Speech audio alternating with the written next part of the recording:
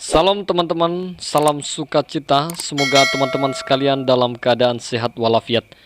Kali ini kembali ke channel Sukacita Kristus Tuhan. Pada saat ini teman-teman sekalian, saya ingin membahas satu cuplikan video yang dimana saudara kita ini mengatakan, apakah benar Yesus itu bangkit seperti yang diyakini oleh orang-orang Kristen. Oleh karena itu teman-teman sekalian, sebelum kita memberikan tanggapan tentang hal ini, maka terlebih dahulu teman-teman kita menonton cuplikan videonya supaya kita lebih dapat memahaminya teman-teman sekalian.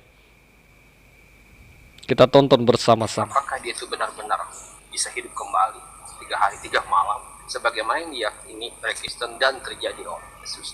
Tetapi pada kenyataannya, jika kita membahas terkait adanya kebangkitan Yesus itu sendiri, tentu saja ini mengalami sebuah proses, ya, sebuah proses yang tidak tiba-tiba dia mengalami sebuah kebangkitan.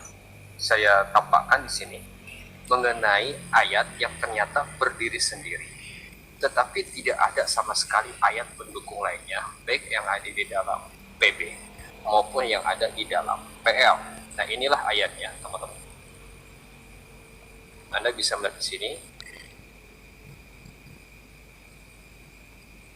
Nah, Lukas pasal 24 di sini ayat 25 hingga 27. Anda bisa mengecek di sini, kan saya coba perbesar kalau memang kurang. Nah, pada Lukas pasal 24 ayat 25 di sini dinyatakan seperti ini. Lalu ia berkata kepada mereka, hai kamu orang bodoh, betapa lamanya hatimu sehingga kamu tidak percaya segala sesuatu yang telah dikatakan para nabi. Bukankah Mesias harus menderita semuanya itu untuk masuk ke dalam kemuliaannya? Lalu menjelaskan kepada mereka apa yang tertulis tentang dia dalam seluruh kitab suci, mulai dari kitab-kitab Musa dan segala kitab nabi-nabi. Nah, terkait adanya Mesias yang harus menderita, termasuk pula dia harus mengalami kebangkitan 3 hari 3 malam sebagaimana yang diklaim oleh orang-orang Kristen, itu ternyata ayat 25 hingga ayat 27 itu tidak memiliki sama sekali ayat pendukung lainnya, hanya ada pada Lukas saja. Nah teman-teman sekalian, setelah kita melihat cuplikan video ini teman-teman, saudara kita ini melemparkan pertanyaan, apakah Yesus itu bangkit? Apakah Yesus itu benar-benar hidup kembali setelah mati dikubur 3 hari 3 malam? Menurut keyakinan orang Kristiani, tentu kalau itu terjadi, maka butuh proses yang begitu panjang katanya. Lalu kemudian dia mengambil sebuah ayat teman-teman sekalian di dalam Lukas 24 ayat 25 dan sampai ayat yang ke-27.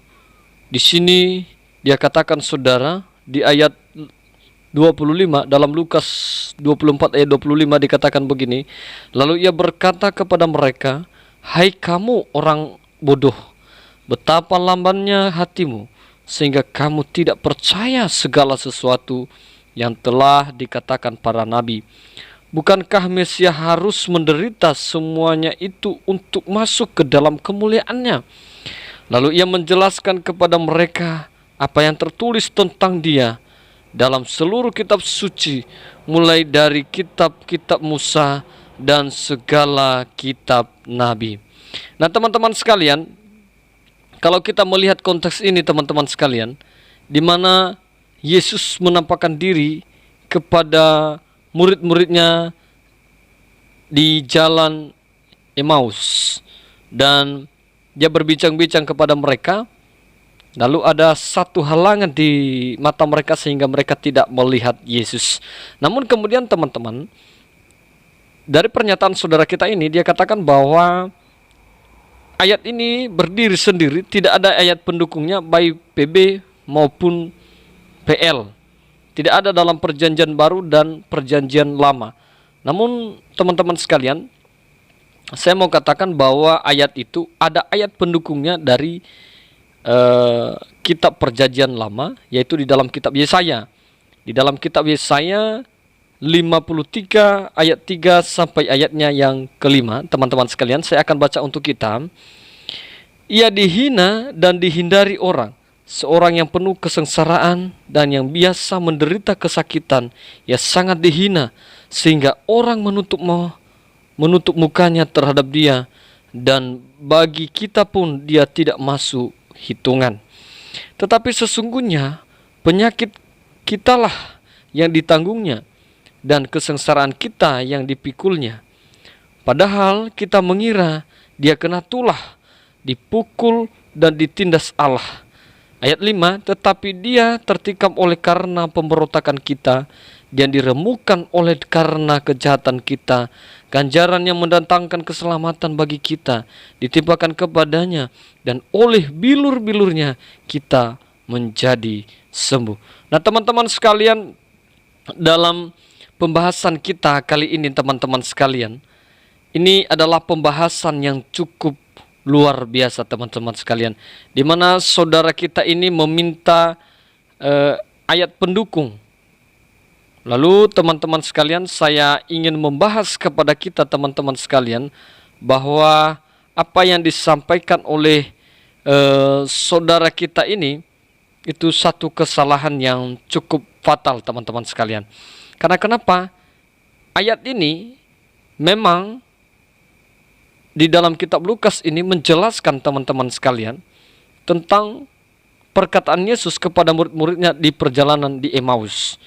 Lalu ia mengatakan, begitu lambannya engkau mengerti tentang kitab suci. Disampaikan oleh Yesus kepada murid-muridnya. Lalu kemudian teman-teman sekalian, ayat pendukung ini teman-teman sekalian ada di dalam Yesaya 52 ayat 13 sampai ayat yang ke-15. Kita lihat. Judul perikopnya adalah hamba Tuhan yang menderita. Sesungguhnya hambaku akan berhasil, ia akan ditinggikan, disanjung dan dimuliakan. Ayat 14, kita perhatikan bersama-sama. Seperti banyak orang akan tertegun melihat dia, begitu buruk rupanya, bukan seperti manusia lagi, dan tampaknya bukan seperti anak manusia lagi. Demikianlah ia akan membuat tercengah banyak bangsa. Raja-raja akan mengatupkan mulutnya melihat dia. Sebab apa yang tidak diceritakan kepada mereka akan mereka lihat, dan apa yang tidak mereka dengar akan mereka pahami.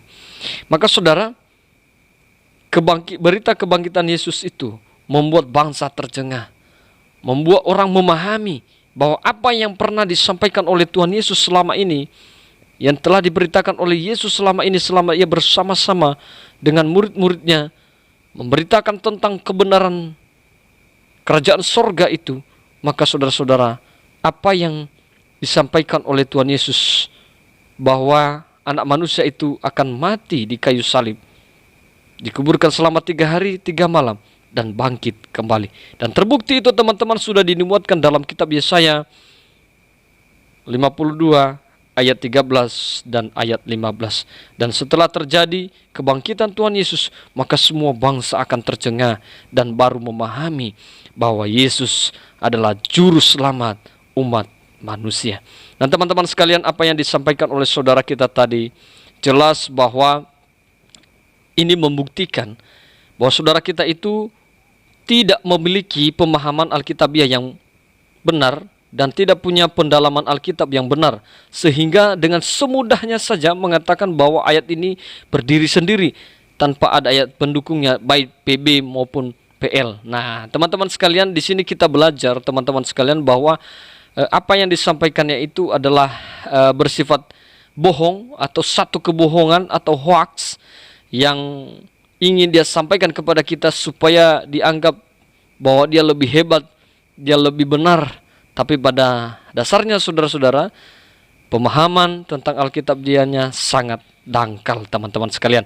Nah, oleh karena itu teman-teman sekalian, biarlah melalui pemberitaan berita firman Tuhan ini, teman-teman sekalian dapat diberkati melalui pemberitaan ini. Demikian teman-teman, Tuhan Yesus memberkati. Salam.